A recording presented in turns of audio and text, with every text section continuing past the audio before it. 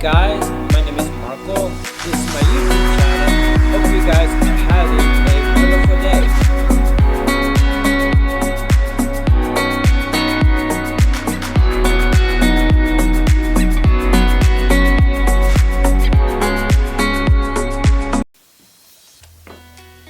Here's the thing.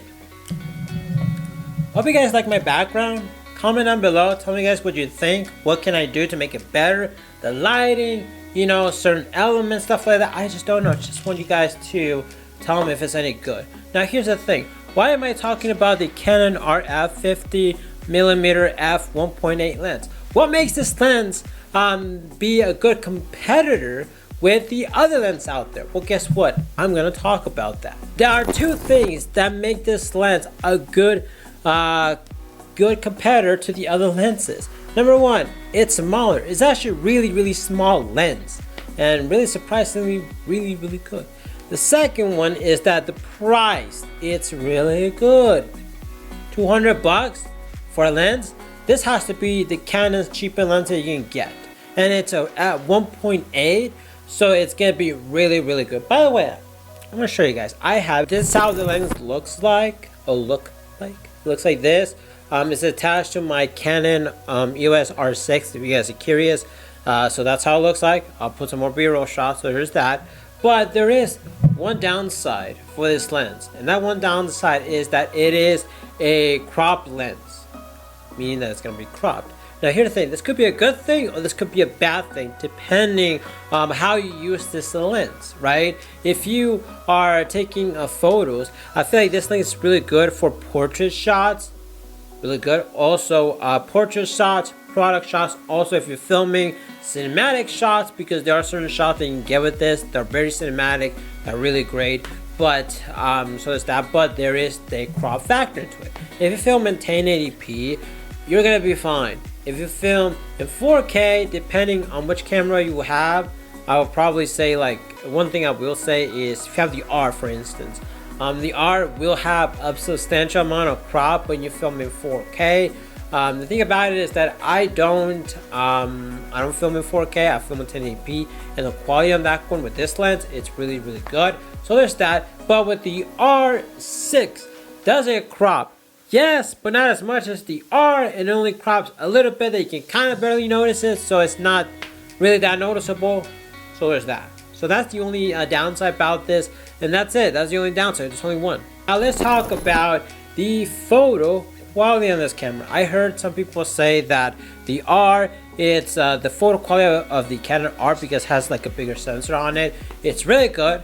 And this one, it's like, well, that one's a little bit better than this one because it's a smaller sensor. To be honest, dude, I don't have a Canon R to compare this one with, but to be honest, dude, I'm never gonna know the difference because I never had the R. So I just have the R6. So so there's that, man. So that's why. So when it comes to video quality, photo quality, it is really good. Like I said, it's really good for portraits and product shots.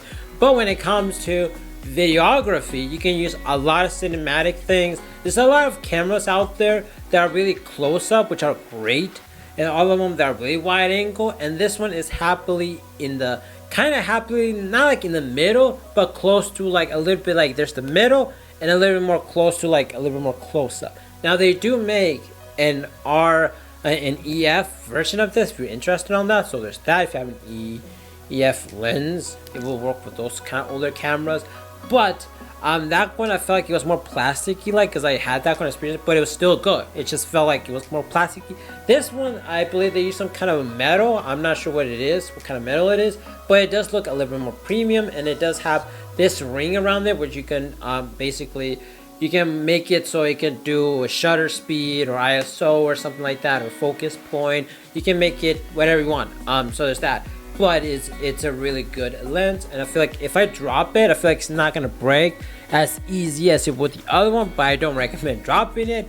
So is that. And it's also really good to do a lot of B-roll shots and stuff like that. I feel like this lens will really be up there with that, and I think it's a really good, especially when you're taking a photo slash a video. It has the whole, is the f1.8, which is gonna have the little bokeh effect, you know, the whole blurry background, and that looks really beautiful. And I'm taking I filmed myself making coffee and a whole bunch of stuff, and it just looks really, really nice. You know, the quality is really, really good. Now, here's the thing. What is this lens good for? Like, who is this person that's gonna buy this lens? What is it good for?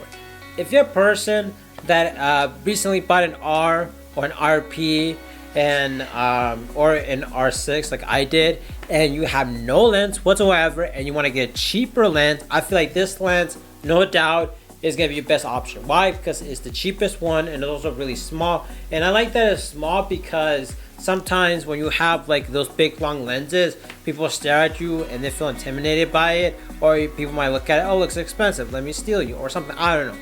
Anything can happen, but whatever. But I feel like that's basically what that kind of person is. Like, why not buy it? It's $200, so there's that. You know, so there is a 16mm to f2.8 lens, but that one is it's $100 more.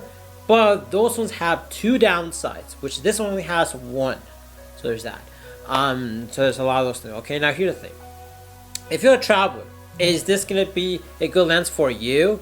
Well, kind of, depending on what type of photos you're taking or video. I feel like this lens is more suitable for photography or for videography. I feel like it's a little bit of both because it's really good for photography and stuff like that, except for you can't take wide angles or extreme close-up shots. But when it comes to videography, there are certain shots that I film with this, like me making coffee or me filming product shots, also taking forward product shots, and also like there's certain moments where I'm like in my car where the car is like moving, like somebody's driving and I see a mountain far distant. I take a photo with this and I can actually see the mountain. It's actually perfectly like, you know, in the road you're driving and then there's a mountain right there, and then you take it and it's like, wow, it's a perfect size. There's that. So there's that. So when it comes to traveling, yes, kind of, because it gets certain shots. Is it good for blogging? No, it's not, because like I said, it is a crop lens. So when you're filming, it's just gonna be on your face, which I'm sure you guys video here so you guys can see. Right here I'm filming it with my arm, and then I'm filming it the same but with the Gorilla Pod. So there's that. So what is this lens really good for? It's really good for product shots. If you have a company and if you're selling goods like t-shirts or something like that, this lens is really good to take those type of photos because it's a product shot lens. So there's that. It's also really good for if you want to film certain cinematic shots. You know, like if you want to film just your feet, there's that.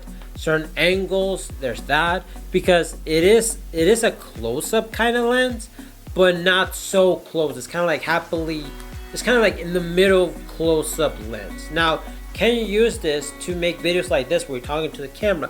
Yes, you could, except for you need to have it really far away, and if you're gonna have a microphone, the cable needs to be really long or wireless or whatever, so you can do that.